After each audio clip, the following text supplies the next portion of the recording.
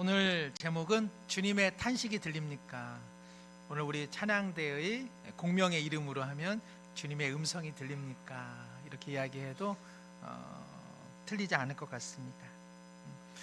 오늘 본문은요, 귀먹고 그리고 말을 더듬는 사람을 예수님께서 고치신 이야기입니다. 결국 기적의 이야기라고 할 수 있는데요, 우리 모든 성도님들, 저도 마찬가지입니다. 기적 좋아하시죠? 인생을 살아가면서 번듯한 기적을 한번 경험하면 좋겠다, 우리 모두 그런 소망이 있을 텐데, 영어로 기적을 미라클이라 하죠. 이 말은 라틴어 미라크룸에서 유래가 되었다고 합니다. 미라크룸이라고 하는 말은요, 우리를 미소 짓게 하는 멋진 일, 이런 의미를 가지고 있대요. 우리는 미라클, 기적이라고 하면은 어떻습니까? 미소 짓는 일 이상이어야죠.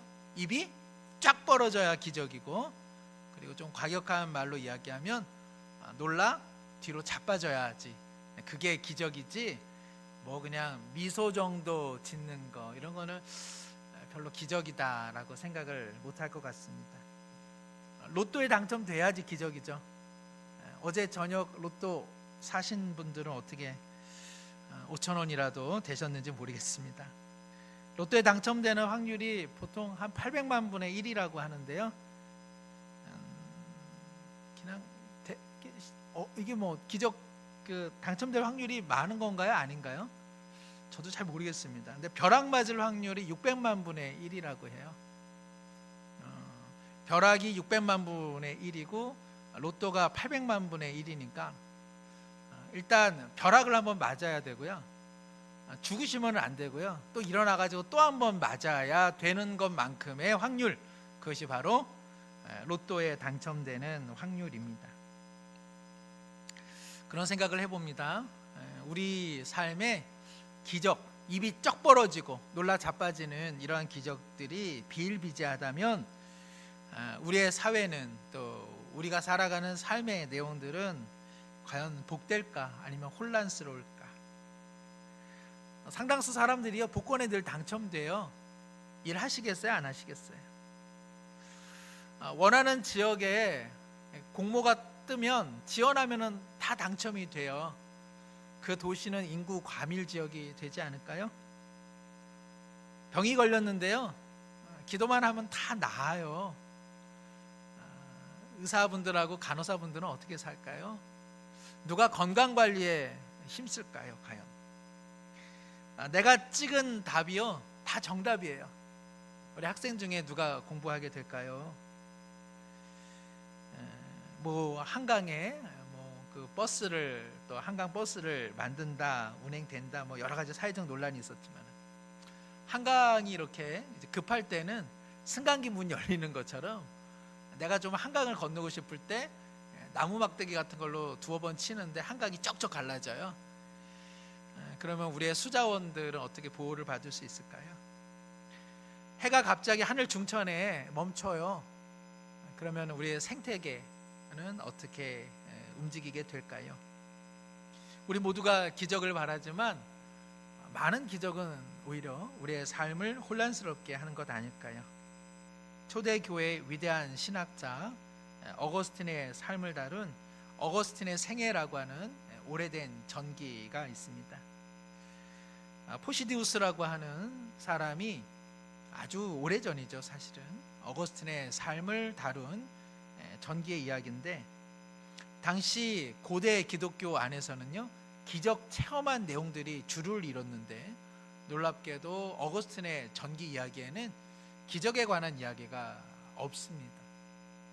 그럼에도 불구하고 이 어거스틴의 삶을 다룬 이 이야기 끝에는요, 작은 기적에 관한 일화가 담겨져 있는데, 내용이 이렇습니다. 어거스틴이 투병 생활을 하는데요, 어떤 사람이 친척을 데리고 어거스틴을 방문하게 된 것이죠. 어거스틴의 신학적인 능력, 그리고 그의 경건함, 거기에 감동되어 이 사람이 자기 친척을 위해서 기도해 주신다면 반드시 나을 것이라고 이야기합니다. 어거스틴이 말합니다. 나에게는 누군가를 치료할 수 있는 은사나 기적의 능력이 없습니다. 그 능력이 있으면 당장 나에게 적용시키겠습니다. 근데 그 사람이 이야기합니다. 꿈에 당신에게 찾아가면 당신이 반드시 낫게 해줄 거라고 하는 주님의 음성을 들어서 여기까지 온 겁니다. 어거스틴이 그 이야기를 듣고 곰곰이 생각합니다. 그리고는 자세를 바로 하고 그 사람이 데리고 온 친척을 위해서 간절한 마음으로 기도하는데요, 놀랍게도 병이 낫게 되는 것이죠.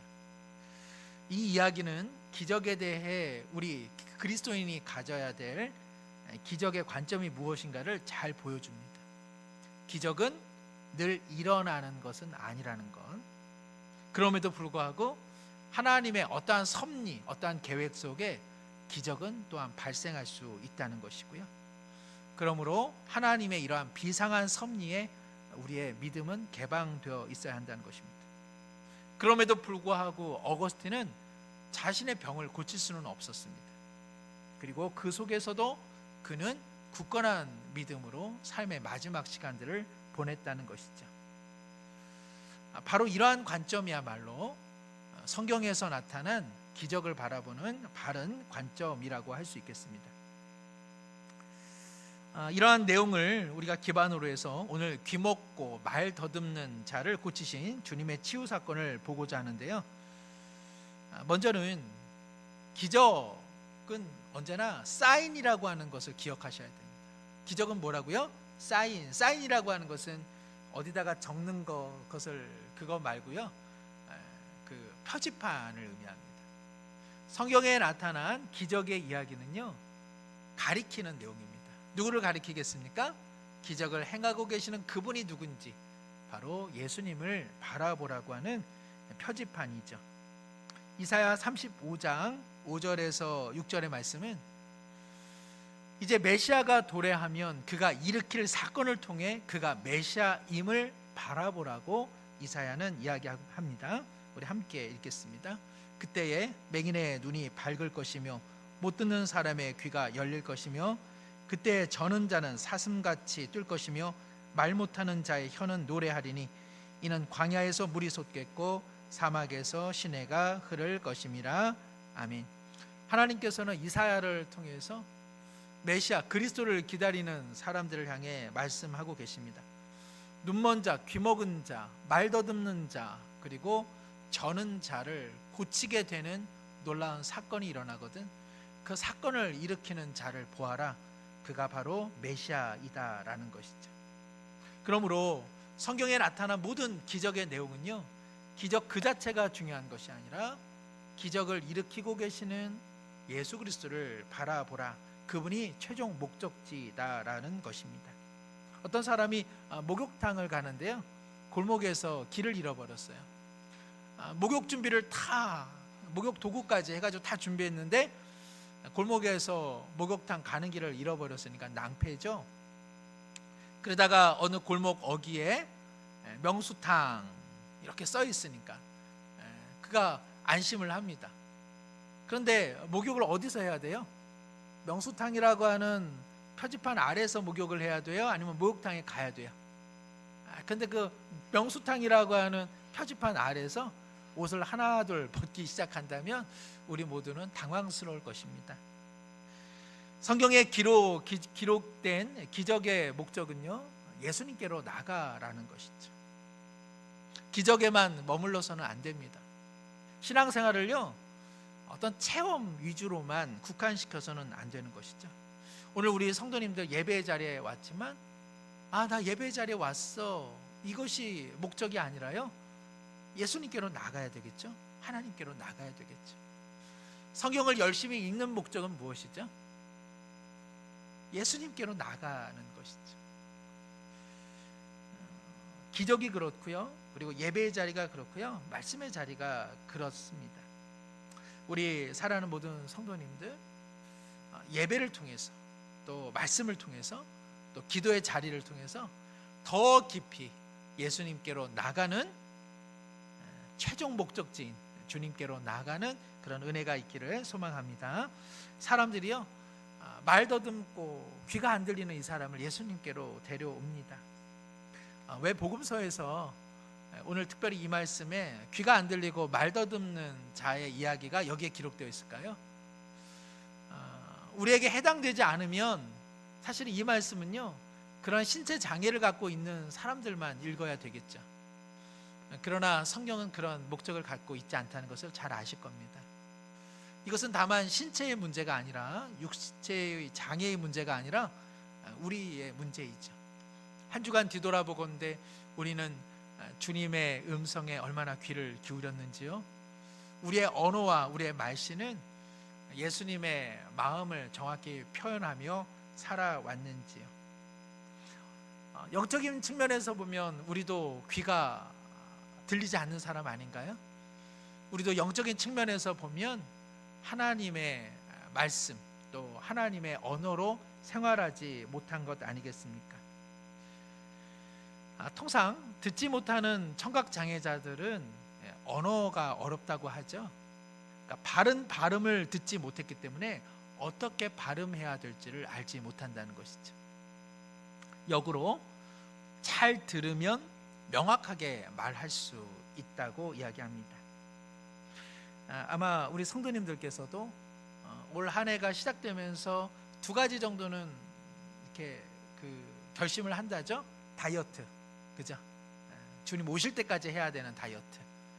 그리고 나도 조금 영어 같은 거 한번 배워볼까, 그 마음들 있으실 것 같은데, 영어를 하려면 들려야 된다는 이야기를 많이 합니다. 영어로 소통하기 위해서는 먼저 귀가 뚫려야 한다는 이야기죠. 저도 영어 공부를 하려고 이렇게 서점에 갔는데요, 지금도 잊지 못하는 책 제목이 있어요. 웃지만 말고 말을 해. 외국에 잠깐 나가서 있는데요, 딱 그 책 제목이요, 딱 저에게 들어맞더라고요. 외국 사람이 무슨 말을 하는데요, 잘 모르겠어요.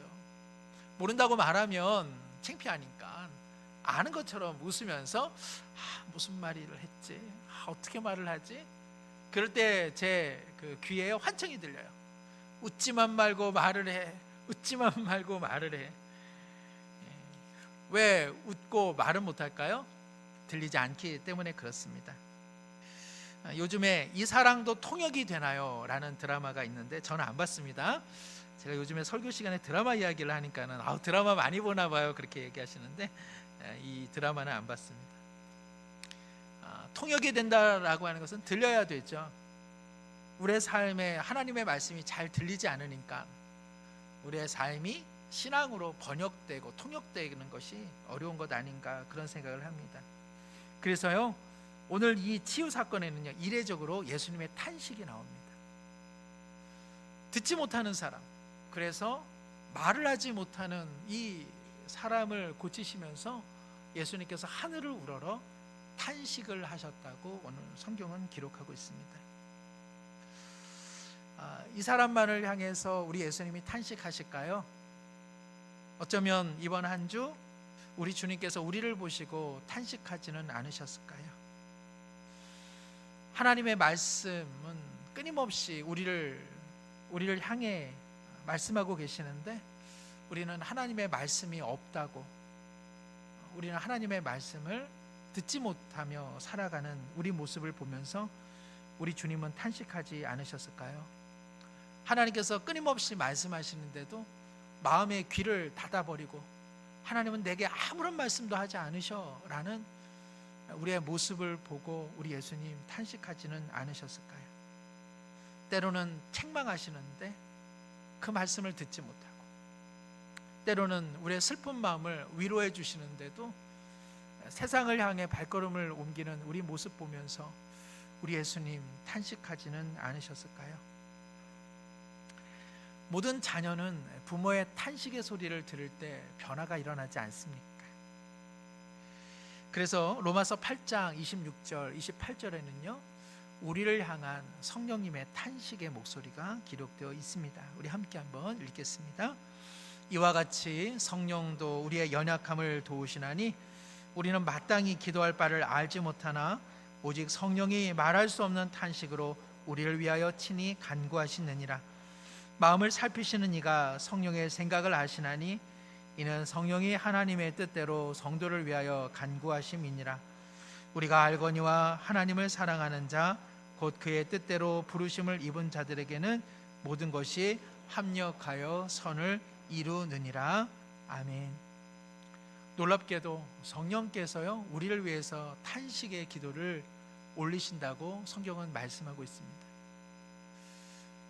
성경은 우리의 많은 기도가요 듣지 못하기 때문에 바른 기도를 드리지 못하는 경우가 많이 있는데, 그런 우리의 마음까지도 살피셔서 성령께서는 우리를 위해서 깊은 한숨을 가지고, 이것은 책망의 한숨이라기보다는 우리의 그 연약함을 자신의 것으로 끌어들이는 성령님의 깊은 위로의 기도, 그리고 그 탄식을 우리 하나님께서 들으셔서 우리의 삶에 뜻하지 않은 모든 것들을 합하여 선을 이루어 가신다고 오늘 성경은 말씀하고 있습니다. 일본의 기독교 작가인 엔도 수사쿠라고 하는 저명한 작가가 있죠. 제가 예배 시간에 침묵이라고 하는 책을 통해서 가끔 언급하기도 합니다마는, 그는 11살 때 세례를 받았습니다. 그러나 그에게 있어서 기독교 신앙이라고 하는 것은 참 먼 것이었습니다. 그는 자신의 지난 인생을 회고하면서 기독교는 사실 나와 같은 사람에게는 참 맞지 않는 서양의 양복과 같다고 그는 이야기했습니다. 기독교가 머리로 납득되기가 어려웠고, 정서적으로도 감정적으로도 일본이라고 하는 나라와는 너무 이질적이어서 그 신앙을 받아들이는데 참 어려움이 많았다고 그는 수레합니다. 그러면 어떻게 엔도 수사쿠는 신실한 신앙인이 되었을까요? 그의 어머니 때문이었습니다. 그의 어머니는 엔도 수사쿠의 삐뚤어진 마음에 대해 지나친 강요나 교리적으로 접근하지 않고 끊임없이 그를 위해 기도하였습니다. 무엇보다도 엔도 수사쿠의 어머니는 가정의 불화, 그리고 가난과 질병, 그리고 당시 일본 사회 기독교인에 대한 차별 속에 너무나 힘겨운 시간들을 보냈음에도 불구하고 그의 어머니는 한밤중 주님 앞에 기도하기를 기뻐하였고, 병약한 몸을 갖고서도 십자가를 바라보면서 주님을 향해 날마다 탄원하였습니다. 어떻게 어머니는 저 모진 인생을 살아갈 수 있을까? 그것은 함께 울고 함께 하시는 주님 때문이구나. 그리고 자신을 위하여 깊은 탄식과 한숨으로 기도하시는 어머니의 그 숨소리에 힘을 입어서 엔도 수사쿠는 회심하게 되었습니다. 우리의 신앙이 여기까지 존재할 수 있는 것은요 예수님의 탄식 때문에 그렇습니다. 우리를 위하는 예수님의 탄식, 우리를 고치고 계시는 예수님의 탄식, 마땅히 빌 바를 기도하지 못하고 엉뚱한 것을 구하고 있음에도 불구하고 그것을 책망하지 않고, 그래 내 너를 위해 하나님 앞에 기도해 줄 거야 라는 성령의 탄식으로 인해서 우리의 삶이, 우리의 신앙이 유지되어지고 한 발 한 발 걸어갈 수 있는 줄로 믿습니다. 우리 하나님께서는 그 탄식의 소리를 듣고 계시는 것이죠. 우리를 위한 예수님의 탄식을, 그리고 우리를 위한 성령님의 탄식을, 그것을 자신의 것으로 받아주셔서 우리 인생이 조각나 있는데 그 모든 것을 합하여 선을 이뤄 가시는 삼위일체 하나님의 은혜가 우리 모두에게 있음을 꼭 기억하시기를 바랍니다. 우리 부모님들 자녀 때문에 얼마나 많이 기도하시고 탄식하고 계세요? 그 탄식 이면에 예수님의 탄식, 성령님의 탄식이 있음을 기억하시기를 바랍니다.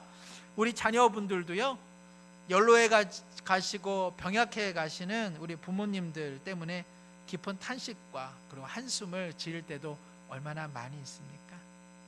그 탄식 이면에 우리 예수님의 탄식과 위하여 기도해 주시는 성령님의 탄식이 있으므로 다시 한번 힘을 내시기를 간절히 소망합니다. 그런데요 오늘 본문에서 상당히 이례적인 내용이 있습니다. 그것은 예수님께서 안 들리고 그리고 말을 더듬는 이 사람을 당장의 말씀으로 치유하지 않으시고 어떤 일련의 시간과 과정을 지금 밟아가고 계시다는 것이죠. 그래서 오늘 말씀 33절에 보면은 그 사람을 따로 데리고 무리로부터 떠나서 손가락을 그의 양귀에 넣고 침을 뱉어 그의 혀에 손을 대시고, 에바다 하니 열리더라라고 오늘 성경은 말씀하고 있습니다. 보통은요, 예수님의 치유 사건, 예수님의 기적은요, 한두 마디의 말씀으로 이루어지는데, 오늘 들리지 않고 말을 더듬는 이 사람을 치유하는 이 사건 속에는요, 상당한 과정을 보내고 계심을 보게 됩니다. 이 본문의 교훈을 우리가 얻기 위해서 저는 제임스 파울러라고 하는 신학자가 언급한 신앙 발달 단계에 대해서 잠시 나누고자 합니다. 제임스 파울러는요, 신앙인들이요, 하나님 안에서 자라나는데 일종의 단계를 거치더라라고 이야기를 합니다. 첫 번째는요, 유아기적 신앙입니다. 우리 아가들은 어때요? 아기들은 양육자의 말을 100% 믿지 않습니까? 마치 신앙 안에도 그런 유아기적 성향이 있다는 것이죠.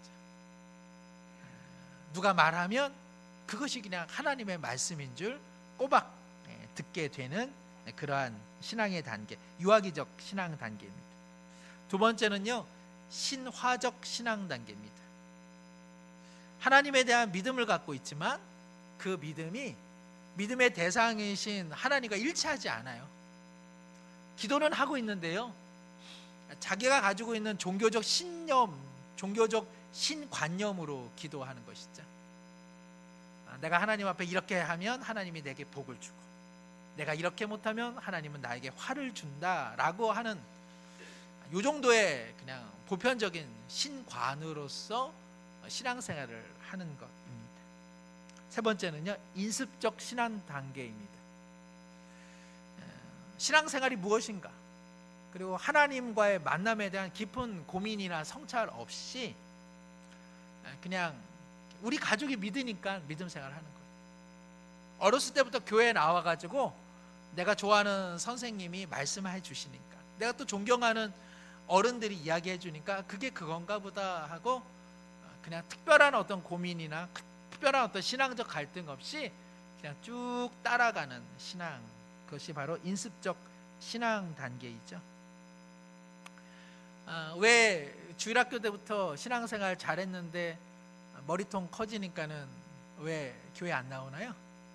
인습적으로 신앙생활을 했던 거거든요. 깊은 신앙적 고민이나 갈등 속에서 자기 하나님을 만나지 못하고요, 그냥 엄마, 아빠, 그리고 교회 안에서 어떤 문화 속에서 그냥 관성적으로 신앙생활을 하다가 이거 아닌 것 같은데 하면서 홀연히 떠나고 마는 것입니다. 그러므로 신앙은요, 반드시 네 번째 성찰적 신앙 단계로 반드시 넘어가야 합니다. 제일 중요하죠. 성찰적 신앙 단계라고 하는 것은요, 습관적이고 인습적이고 그리고 전통적으로 받아들인 것에 대해 물음표를 던지고 하나님의 말씀을 기반으로 해서 하나님을 비로소 인격적으로 만나는 시간입니다. 오늘 말씀에도 보면은 예수님께서 그 마을에서 그 사람을 따로 데리고 떠나셨다라고 하는 것은 바로 인습적인 틀에서 그를 끄집어내는 겁니다. 구약에도 그런 예가 많이 있죠. 아브라함을 그 고향 친척 아비 집에서 하나님은 떼어내셨습니다. 야곱이 그렇죠. 부모로부터 보호받던 그 삶의 보금자리로부터 야곱을 하나님은 따로 떼어내셔서 야복강이라고 하는 고독한 광야의 시간 속에서 비로소 그는 자기 하나님을 만났습니다. 요셉도 그렇죠. 또 누구도 그렇습니까? 모세도 그렇죠. 애굽 왕실에 보호받는 처소에서 하나님께서는 그를 광야로 이끄셨습니다. 다윗도 그런가요? 다윗도 그렇죠. 그는 엔게디, 동굴, 그리고 쫓기는 삶의 자리에서 비로소 자기 하나님을 만났습니다. 우리 성도님들은 누구든 그렇습니다. 우리 자녀들 그리고 우리의 가까운 이들이 하나님과 만나게 하기 위해서는요, 그들이 인습적인 신앙 단계에서 자기 성찰적 신앙 단계로 넘어가는 그 혼란을 버텨주어야 합니다. 그러지 않으면 자기 하나님을 만나지 못해요. 자기 하나님을 만나지 못하는 순간 반드시 주님을 떠나게 돼버리게 되는 것이죠. 우리 성도님들은 어떻습니까? 자기 하나님을 만나고 계십니까? 하나님의 말씀이 없는 자기 하나님을 만나는 것은요, 신화적인 단계예요. 그것 말고 하나님의 말씀에 기반한 하나님을 만나고 계시는지요. 다섯 번째는요, 하나님을 만난 이러한 성찰적 신앙인들이 반드시 다음 단계로 넘어가야 되는데, 그것은 공동체 신앙입니다.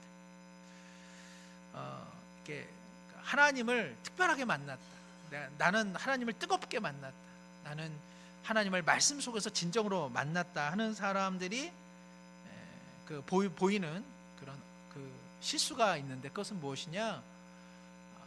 공동체의 신앙을 무시하는 겁니다. 다른 사람의 신앙을 격화시키는 겁니다. 자신의 신앙이 대단히 우월하다라고 착각하는 것이죠. 그것이 아니라 진정 주님을 만난 사람들은요, 공동체 속으로 들어갑니다. 그 공동체에서 자신을 낮추고 겸손히 섬기게 되는 것이죠. 바울 사도는 어떻죠? 그는 뜨겁게 기적적으로 주님을 만났습니다. 그러나 그는 공동체 속에서 그는 스며든 사람이고요, 자기가 아무것도 아닌 존재임을 나타낸 것이죠. 그래서 정말 주님을 만난 사람들이 가야 할 다음 단계는요, 헌신하고 묵묵히 섬기는 공동체 신앙입니다. 그리고 최종적으로 중요한 것은 초월적 신앙 단계입니다. 이렇게 주님을 만나고 섬기다 보면요, 결국은 나라는 사람이 자꾸 드러나게 되는데, 초월적 신앙 단계라고 하는 것은 하나님 중심, 그리고 하나님 사랑, 이웃 사랑으로 자기를 내려놓는 신앙의 모습이라고 할 수 있습니다. 우리 성도님들은 자신이 어떤 단계에 있는 것 같습니까? 유아기적, 신화적, 그리고 인습적 신앙 단계입니까? 아니면은 하나님과 말씀 속에서 만난 그런 경험이 있습니까? 더 나아가서 공동체에 헌신하고 그리고 공동체를 섬기고 계십니까? 더 나아가서 하나님 사랑, 이웃 사랑, 내 중심에서 주님 중심으로 전환되고 있습니까? 오늘 예수님의 치유의 과정은 바로 우리 가운데 그러한 신앙의 과정이 있다는 것, 그리고 신앙이 성장하고 성숙되는 데는 시간이 필요하다는 것을 말씀하고 계십니다. 이 주님의 탄식의 소리를 들을 때 우리가 절망해서는 안 됩니다. 우리 주님은요, 그런 시간들을 우리에게 허락하고 계시다는 거예요. 하나님은 우리를 당장에 변화시키지 않습니다. 하나님은 우리를 깊어지게 하고요, 우리를 깨트리게 하시기도 하고요, 우리가 좀 더 배워가기를 원하고 계시는 것이죠. 우리 모든 성도님들은 이미 들음의 사람이 된 줄로 믿습니다. 우리 주님은 에바다, 우리의 귀를 열어주셨고요, 그리고 우리의 말문을 열어주셨습니다. 그래서 우리는 듣는 자가 되었고요, 우리는 말을 할 수 있는 자가 된 것이죠. 그런데 오늘 말씀의 끝으로 예수님께서 이제 귀가 열리고 말이 트인 이 사람에게 참 버거운 부탁 하나를 하고 계세요. 36절입니다. 예수께서 그들에게 경고하사 아무에게도 이르지 말라 하시되 경고하실수록 그들이 더욱 널리 전파하니. 기적을 통해서 예수님께로 아직 나가지 못하는 당시의 사람들의 신앙의 수준 속에서 예수님은 이 기적이 다만 기적으로 그쳐질 것에 대해 우려하시면서 이 말 더듬고 귀가 안 들린 사람에게 너 고침받은 것에 대해 말하지 말아라 라고 말씀하십니다. 이제 듣게 되었어요. 그리고 이제는 명확한 발음으로 말을 할 수 있게 되었어요. 이 사람이 그 말하는 것을 참는 게 가능할까요? 아니면 불가능할까요? 너무너무 말하고 싶겠죠. 이게 너무 가혹한 부탁을 예수님이 하고 계십니다. 제가 우리 성도님들에게 이 목사의 얼굴이 너무 잘생겼다고 생각하지 마세요 라고 이야기하면은 당장 지금 무슨 생각하세요? 말도 안 되는 소리다, 혹은 맞다, 뭐 그죠? 그러니까 저의 외모에 대해서는 앞으로 전혀 생각하지 마세요 라고 하면 그 순간부터 저의 외모에 대해서 코가 하나네, 입이 하나네, 눈이 두 개네, 뭐 계속 생각하고 계시죠? 예수님께서 아셨을 거예요. 너 말해서는 안 돼. 그게 이 사람에게 얼마나 어려운 일인지. 그런데 왜 예수님께서 이 말씀을 하셨을까요? 여러 이유가 있겠습니다만, 너가 들린다, 그리고 너가 말을 할 수 있다 하여서 말하는 것에 앞서서는 안 된다. 너는 계속 들음의 사람이 되어야 한다라는 뜻 아니겠습니까? 사랑하는 성도 여러분, 우리를 지치게 하는 것 중 하나가 말 아닙니까? 말로 인해서 마음 상하고, 말로 인해서 혼란을 경험하고, 말로 인해서 위축당하고, 말이 정말 부엌에 있는 칼보다 더 시퍼런 칼처럼 우리를 찌를 때가 얼마나 많이 있습니까? 말도 안 되는 말들이요, 정말 조랑말처럼 세상을 정말 달리고 있는 오늘의 세상 아닙니까? 어느 시인은요 그런 말을 했습니다. 1분이라도 좋다. 세상의 모든 인류가 1분만이라도 침묵한다면 온 세상이 하나님의 소리로 가득하다는 것을 알게 될 것이다. 그렇게 이야기를 했는데, 우리가 전기만 정전하는 것이 아니라 우리의 언어를, 우리의 말을 1분만이라도 정전한다면 이 세상은 얼마나 하나님의 음성으로 충만하겠습니까? 우리는 듣는 사람입니까? 아니면 말이 앞서는 사람입니까? 마더 테레사에게 어느 기자가 물었다죠. 당신께서는 하나님 앞에 늘 기도하시는데 무슨 말씀을 그렇게 많이 아뢰십니까? 테레사 수녀가 말합니다. 저는 하나님 앞에서 들을 뿐입니다. 듣는 당신을 향해 하나님께서는 뭐라 말씀하십니까? 하나님께서도 듣고 계실 뿐입니다. 예수님은 말씀하는 분이셨지만 예수님은 끊임없이 하나님 앞에 들음의 사람이셨습니다.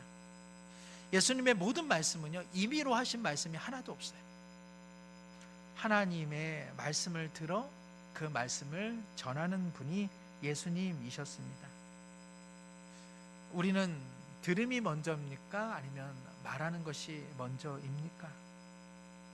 늘 말이 앞섰던 제자 베드로가 이제는 노년의 사도가 되어서 나그네와 같은 초대교회 성도들을 향해 서신을 띄우죠.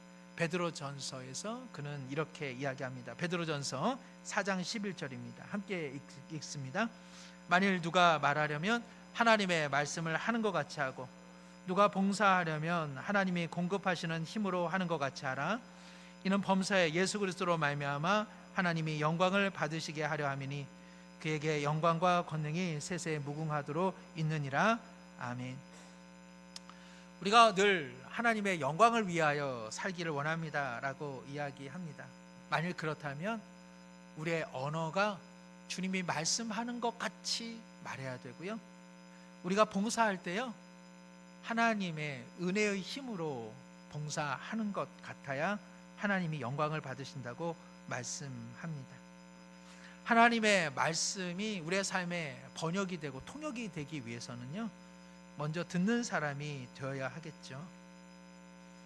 내가 옳다 생각할 때마다 먼저 나는 주님의 마음을, 주님의 음성을 듣고 있는지, 무심코 다른 이들을 정죄하고 또 비난하기에 앞서서 우리는 주님의 탄식, 성령님의 탄식을 먼저 듣고 있는지 우리는 다시 한번 돌이켜 봐야 하겠습니다. 한 가지 이야기로 말씀을 마칩니다. 어느 한 동네에 기적이 많다는 소식을 듣고 한 여행자가 길을 떠나서 그 동네에 도착합니다. 기적을 많이 일으킨다고 하는 스승의 집에 도착하는데 그 스승의 제자를 만나게 되죠. 당신의 스승께서는요, 기적을 많이 베푼다고 하는데 내가 그 소식을 듣고 여기에 왔습니다. 그때 그 스승의 제자가 말합니다. 사람들은 기적이란 자신이 소원하는 것을 하나님이 척척 들어주시는 것을 기적이라고 말할런지는 몰라도 우리의 기적은 다릅니다. 하나님이 소원하시는 것을 우리가 척척 들어드리는 것, 그것을 우리는 기적이라고 말합니다 라고 건네더라는 것이죠. 우리는 신앙생활을 하면서 하나님의 기적을 날마다 바라고 있는지 모르겠습니다. 우리는 길을 열어주시고 그리고 우리의 말을 트이게 하신 그 주님을 볼 때마다 우리의 인생의 문들이 열려지는 에바다의 기적을 우리 모두 추구하고 있습니다. 그러나 또한 우리 주님도 우리에게 기대하고 계시는 바가 있죠. 하나님의 마음, 하나님의 음성을 듣기를 기뻐하는 마음이죠. 그리고 우리의 삶이 우리의 언어처럼 번역되어지기를 원하고 계시는 것이죠. 하나님께서 우리의 기적을 들어 응답해 주신다면 우리의 삶도 주님의 기적, 즉 하나님이 원하시는 것을 조금은 들어드리는 기적의 사람이 되어야 하지 않겠습니까? 이를 위해서는 먼저 들음의 사람이 되어야 하지 않겠습니까? 우리를 위하여 날마다 기도하시고 탄식하시는 주님의 음성, 성령님의 위로의 목소리를 통해서 우리도 주님의 마음을 들어 또 주님의 마음에 우리도 응답하는 작은 기적의 사람으로 한 주 사시기를 축복합니다. 기도하겠습니다. 하나님 아버지, 우리의 마음의 귀가 오랫동안 막혀 있어서 세상 천지가 하나님의 음성인데도 듣지 못하고 그리고 못 듣는 인생으로 살아왔음에 에바다의 주님께서 탄식을 통하여 그리고 우리의 삶의 여건과 시간을 통하여 이제 열어주시니 감사합니다. 우리의 말씨가, 우리의 언어가, 우리의 삶이 하나님의 음성이 번역되어지고 통역되어지는 그러한 인생으로 살아갈 수 있도록 은혜를 베풀어 주옵소서. 연약하고 부족한 우리 인생을 향하여 우리 예수님 탄식하시며 성령님 탄식하시며 기도해 주심에 우리의 인생이 존재하고 있음을 잊지 않게 하여 주옵소서. 저마다 말씀을 통하여 자기의 하나님을 만나게 하여 주옵시고 하나님을 만난 인생들마다 공동체 안에서 귀하고 낮은 마음으로 섬기는 일에 최선을 다하게 하여 주시옵소서. 우리는 무수히 하나님 앞에 기적을 요청하고 있습니다만 하나님의 마음에 응답하는 작은 기적의 사람으로 우리도 한 주를 살아가게 하여 주시옵소서. 예수님의 이름으로 기도드립니다. 아멘.